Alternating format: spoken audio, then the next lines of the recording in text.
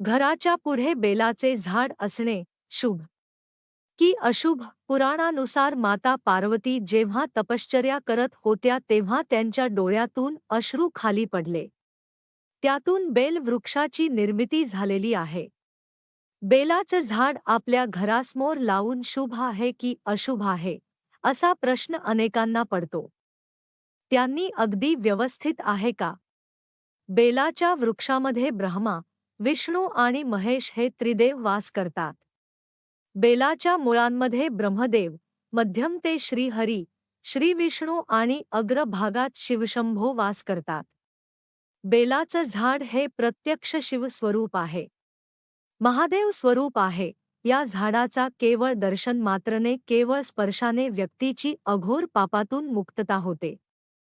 या झाडाच्या प्रदक्षिणा घातल्यास, परिक्रमा केल्यास, सर्व तीर्थांना प्रदक्षिणा घातल्या तितकं फळ आपणास प्राप्त होता. वातावरण पवित्र बनवणार तुळशी समान असे हे पवित्र वृक्ष आहे. या झाडाखाली कोणत्याही प्रकारची साधना केल्यास, तपश्चर्या केल्यास, पूजा, अनुष्ठान, उपासना किंवा भोजन केल्यास त्यातून मिळणारे फळ हे अनेक पटींनी वाढत. धर्मशास्त्रात रस ही सांगितले आहे की जी व्यक्ती केवळ एक बेल वृक्ष लावते, त्याचा संगोपन करते, त्याचा सांभाळ करते, त्या व्यक्तीला 1 कोटी म्हणजे 1 कोटी शिवालय, महादेवाचे मंदिर निर्मितीचा फळ प्राप्त होत. इतका मोठा महात्म्य बिलाच्या झाडाचा आहे आणि म्हणूनच आपणही आपल्या वास्तूच्या आसपास या झाडाची लागवड करू शकता. ही एक औषधी वनस्पती सुद्धा आहे. खरं तर जेव्हा श्रावण महिना असेल त्या श्रावणामध्ये हे झाड आपण आवर्जून लावा आणि श्रावण महिन्यातच शिवलिंगावर या झाडावरची बेलपत्र, येथील बेलाची पाने आपण शिवलिंगावर नक्की वाहावी. शिवशंभू नक्की प्रसन्न होतील. श्रावण महिन्यात जी व्यक्ती या बेल वृक्षाची सेवा करते, या झाडाला पाणी घालतेची लागवड करते, संवर्धन करतील आणि त्यावरील बेलपत्र शिवलिंगावर ती वाहते, शिवशंभूना वाहते, त्या व्यक्तीच्या जीवनात शांती, संतती आणि संपत्ती या दोन्ही गोष्टी त्या व्यक्तीला प्राप्त होतात. त्या घरात शांतता, समाधान निर्माण होतं.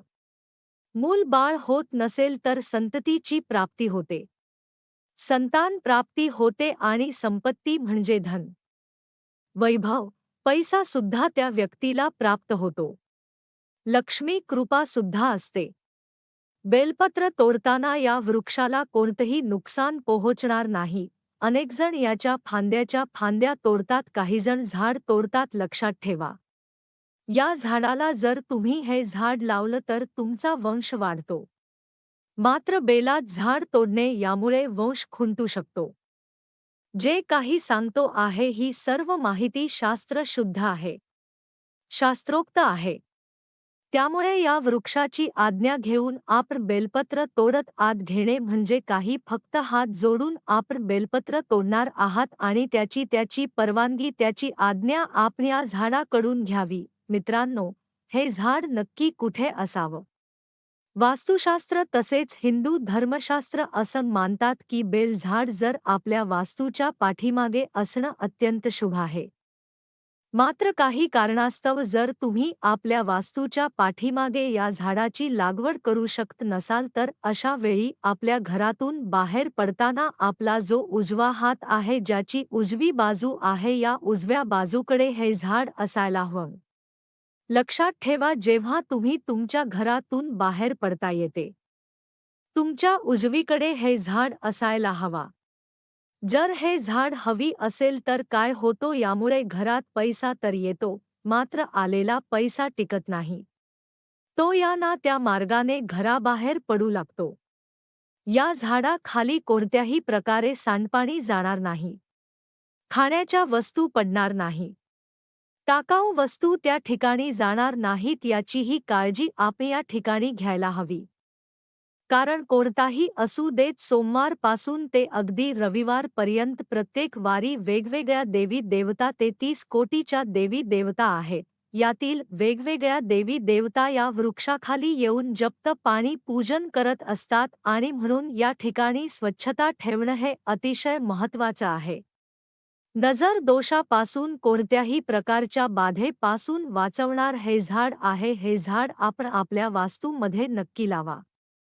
महादेवांची असीम कृपा आपल्यावर आणि आपल्या संपूर्ण कुटुंबावर बरसो. याच मनोकामने सहज. धन्यवाद. ओम नमो नारायणा.